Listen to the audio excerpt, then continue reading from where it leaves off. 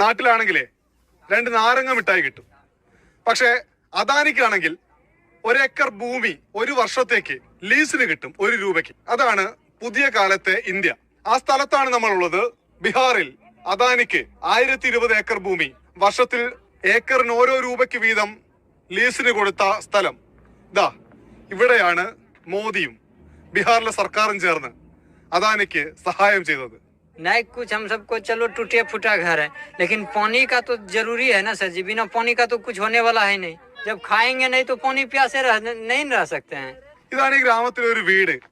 കാട്ടുനിന്ന് വെട്ടിക്കൊണ്ടുവന്ന ചെടികൾ ഉപയോഗിച്ചിട്ടാണ് ഇവരിതിന് ചുവര് വെച്ചത്.